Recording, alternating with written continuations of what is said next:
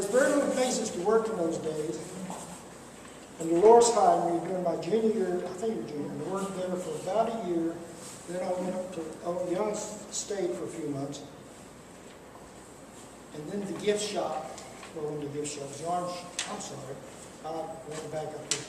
Then I worked at Young State for a few months. The gift shop that is there now, well, when I was there, there was a little small building, and he used it for preparing the oranges for sale. That's what we did.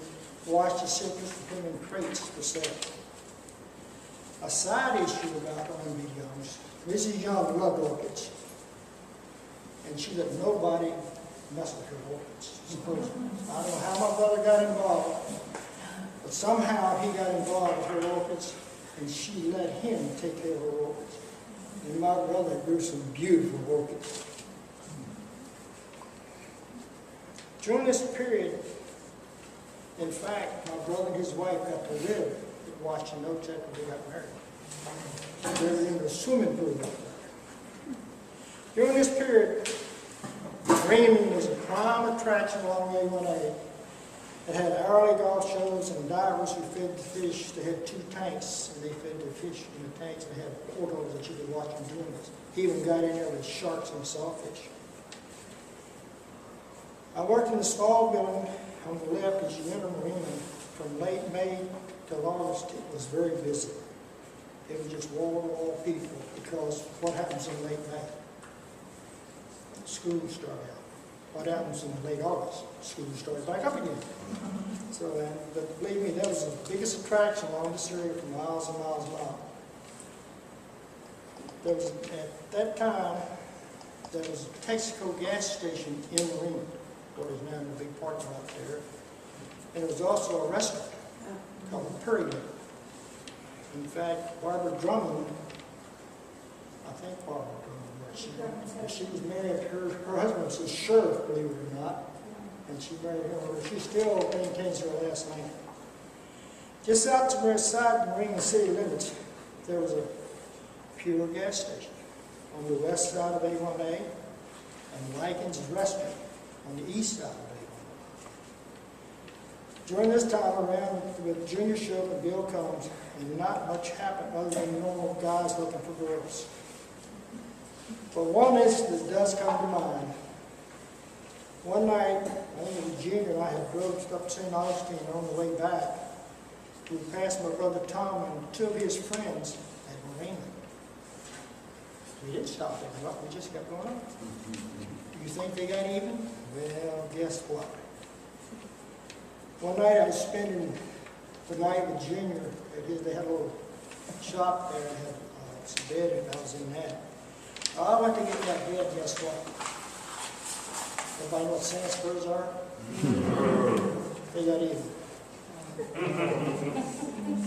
As I stated earlier, I entered the Army in April 1957. I only got to return Hammock every 4 to 6 years, so I only get to see snapshots of the area.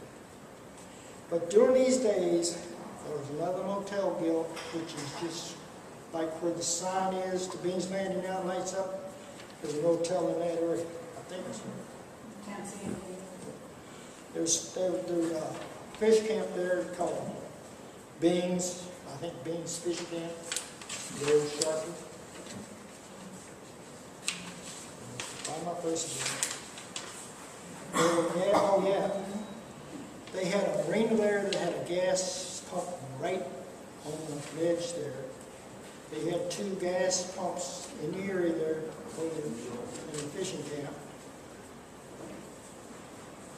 And in the area above what is today GT's, 2 men had built a bird park. Later still, there was a bar built in what is now B&T Bank. Some other things that come to mind while I was perusing my memories. When ITT was first selling lots in the Palm Coast, it built a hotel in what is now Happy Dunes area. It had also built a sales office, which is now the A1A Adult Education Center. There was also, they also had ferried people, called potential buyers, across the intercoastal, they had a ferry, little boat that they ferry people across, which is right just in the area just north of the Dunes Bridge. This is the second Hammock community building. There was one here before. I think you had to step up into it, had a wooden floor, I believe. But anyhow, it burnt down. But it had also served as a library. They had a library here. And if you see, there's a screen out here. They actually had kids that had ball games out here. So it was pretty well used. Dolores can probably tell you more about things very out than I can. But everybody thinks A1A was one of the first ones to kind of control development in this area. It wasn't. It was FBI. Friends of the Buried Island. And I'll let Dolores talk about that. And she'll tell you about how they got the water here too. During the early period, there were 3 fish camps.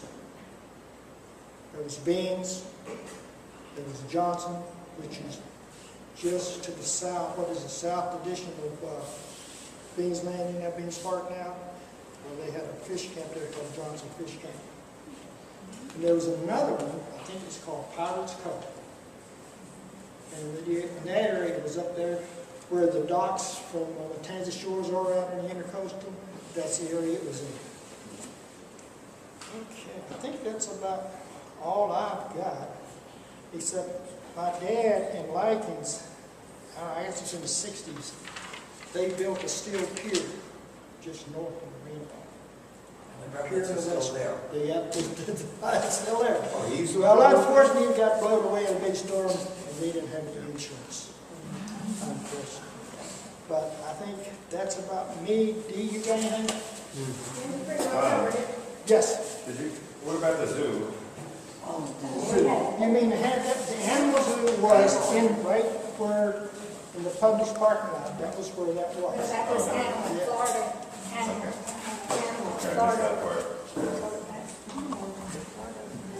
Florida Animal. They were friends of ours, Gene. I have a question. I have asked this question for many years, and no one has been able to answer me. Why is A1A called that? I know what it's an alternate to Route 1. Alternate. So why is it called 1A? Where's the A1A? Because Distinguish it. There is a 1A, I Highway think, 1. somewhere. where's 1A? I don't know, but there is a 1A and A1. But they distinguish between Route 1 and A1A. It's 2 different roads. So No, but I'm saying I think this should be called 1A or A1, not well, A1A. it's A1A. I know that, but there's no place else. And all the other places I know that they have offshoots. You were talking about animal places. One was Florida Reptile Gardens, where Publix is now, and they had panthers and a huge alligator, 12 foot, and I was this close to it, and I just would make pictures of that. Can't hear me? Anyway, the alligator's name was Hurricane. He was just under 13 feet long. Luckily, he was very lazy, or he would eat me, because I was working with a photographer, and he was taking pictures up there. And I used to get him with he was a young panther, about 6 months old. And I played with him until he just tore my shirts off, you know. But I wasn't afraid of him. I was never afraid of animals. And going back to the beginning, my family came down here for a visit, for a vacation in 1940, first time. I was just a baby. And we stayed at the Rocks Cottages with Mr. and Mrs. Caraway, who built the place. And my father fell in love with this area. Well, we went back. My father was a contractor up in New Jersey. And in 1946, he just had enough of the cold weather. And my father and my uncle built 2 little trailers out of aluminum, one of the first aluminum trailers that were built. It was airplane gauge aluminum. They were quite nice. And we traveled from New Jersey all the way around Florida, out to California, and back. I didn't go to school that year. And my father intended to settle in California. But once we got out there, he found out that everything had to be done with union labor, even back then, in 47. He couldn't afford that. They were planning on building the place themselves. So we came back here and bought the land from Ed Johnson. Well, actually, his wife, Malcolm Johnson, his son, was selling the land for her. And my father bought the first 300 feet and started building. We started with a trailer park there. And in order to put in the trailer park, they couldn't put in bulldozers to dig out the trees and everything that had to be taken out. He did it all by hand with axes and crosscut saws. It was amazing. 2 men, not any bigger than me, strong as little bulls, and they both worked. My mother and my aunt worked right along with them.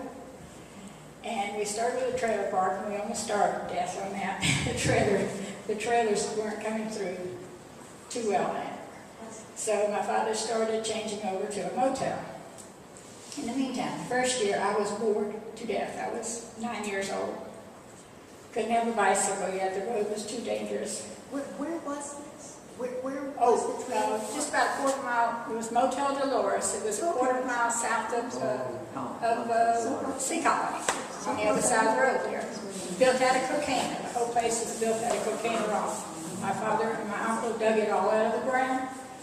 They had a quarry and built the whole thing. Anyway, where was I? We were talking about having the hand to take out the trees by hand. Okay, they were taking out the trees all by hand. And I was bored to death, so I said to my father, I got to have something to do in the summer, you know. So I said, build me a push cart. And I said, I'll sell orange juice alongside the road.